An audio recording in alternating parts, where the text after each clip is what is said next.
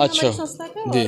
और मैं आइए बात करते हैं आज दिल्ली में जिस तरीके से आज का कार्यक्रम आपने देखा, वाकई कभी सभी लोगों ने इस कार्यक्रम की प्रशंसा की और सराहना की। आज के कार्यक्रम का मुख्य उद्देश्य क्या रहा? आप देख सकते हैं कि ग्रामीण स्नेह फाउंडेशन के तहत जो आज का कार्यक्रम रहा, जानदार और शानदार रहा। मज़े की बात यह है कि उस कार्यक्रम में क्या खूबी रही, आइए बात करते हैं आपसे। पूरा परिचय आप देंगे कि इस कार्यक्रम के पीछे क्या सोच रहा है। जी, आज का जो कार्यक्रम है मैम, आज उसके पीछे क्या सोच रहा है?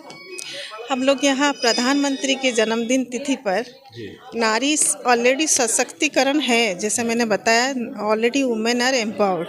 इनका जो रोल है सोसाइटी ग्रोथ के लिए, सोसाइटी का इम्प्रूवमेंट के लिए, इस ग्रोथ को उनका जो कंट्रीब्यूशन है कैसे बढ़ाया जाए, किस तरह से, उस पे हमारे आज चर्चा था। और हेल्थ अवेयरनेस जो है, हमारी हेल्थ एजुकेशन जो है, उसके बारे में भी बातें थी।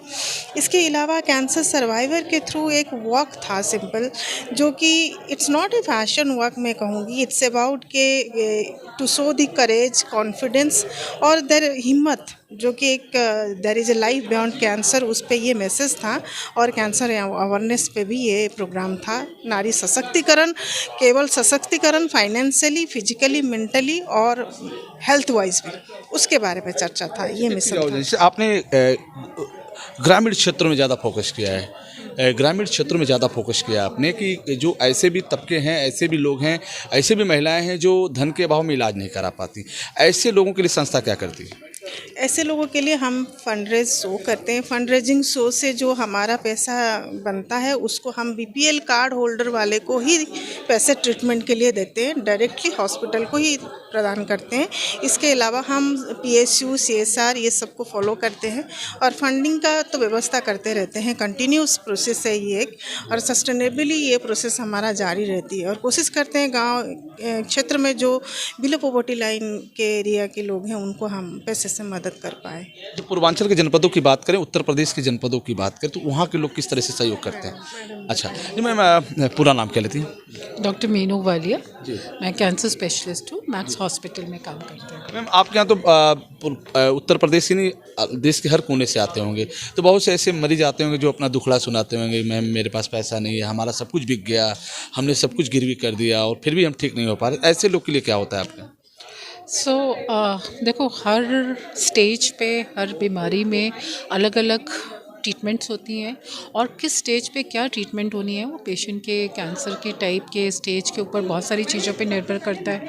और बहुत सारे ऐसे पेशेंट, जैसे आपने बोला, कि जिनके पास आर्थिक अभाव है या फिर वो अपना खर्चा नहीं कर सकते, तो नेचुरली वहाँ पे हमारे हॉस्पिटल में एक ईडब्ल्यूएस कैटेगरी होती है, जिसमें जिनका बीपीएल कार्ड है या बिलो पॉवर्टी लाइन है, या जो सीएमओ द्वारा ऐसे रेफ़र किए जाते हैं कि जिनमें वो खर्चा नहीं कर सकते, तो उसमें हॉस्पिटल की तरफ से एक अलग वार्ड बना हुआ है, जिसमें हम लोग तो डॉक्टर्स तो फ्री ऑफ कॉस्ट देखते ही हैं, मतलब उनको देखते हैं, उनका सारा ट्रीटमेंट वगैरह करते हैं, और उसके अलावा दवाइयाँ भी हॉस्पिटल से फ्री ऑफ कॉस्ट मिलती हैं। मैं एक मिनट, आज के मंच पे जो कार्यक्रम था, मंच पे कौन कौन लोग उपस्थित थे, कहाँ कहाँ से लोग थे?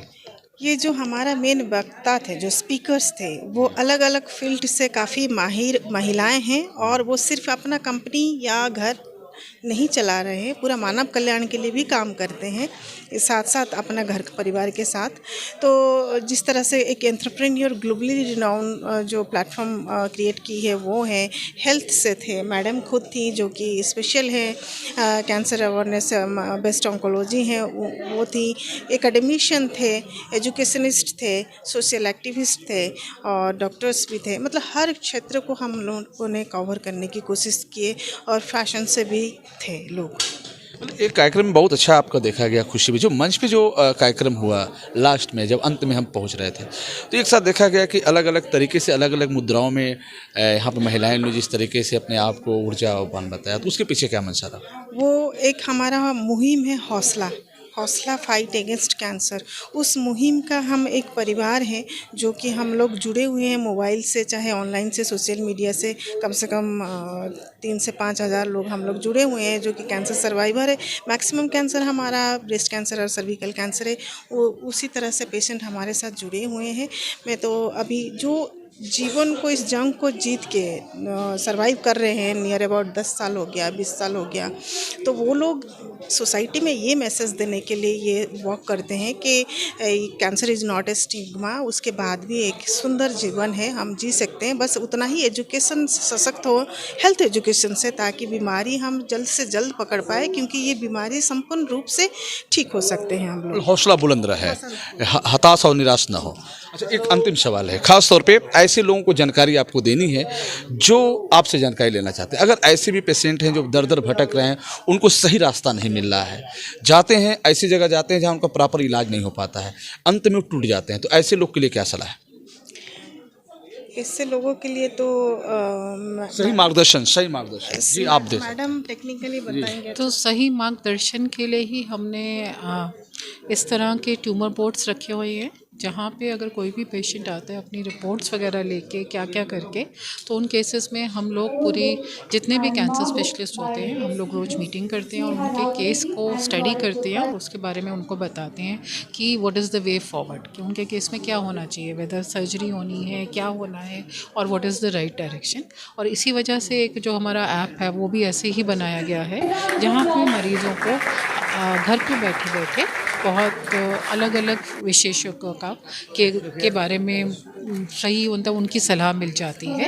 प्लस उसके अलावा हम लोग एक ऑनलाइन मीटिंग्स भी करते हैं जो हर महीने करी जाती है, जिसमें पब्लिक को कैसे पता चलेगा? तो वो वाले जो पोस्ट है उनकी मीटिंग्स के बारे में हम अपने जो पेशेंट्स हैं जिनका ट्रीटमेंट चल रहा है और उनके थ्रू और वो आगे शेयर करते हैं, ताकि उनमें हम हमेशा एक मुद्दा रखते हैं, एक पर्टिकुलर चीज़ के बारे में डिस्कस करते हैं कि उसको हम कैसे क्या कर सकते हैं, उसके बारे में जानकारी। चलिए, आपने बताया कि ऐसे लोगों को हताश और निराश नहीं होना चाहिए, क्योंकि एक सही रास्ता आपने दिखाया है, उस रास्ते पे हमें आपको चलना चाहिए। मदद के नाम पे हम सबको आगे आना चाहिए। ऐसे लोग न इलाज के अभाव में दर दर न भटके, उनको सही रास्ता, सही मार्गदर्शन बताने की ज़रूरत है, ऐसा उन्होंने बताया। फिर हम आपसे जुड़ेंगे, तब तक इतना ही। देखते रहिए यूपी आजकल। मैं रोशन जायसवाल, नमस्कार।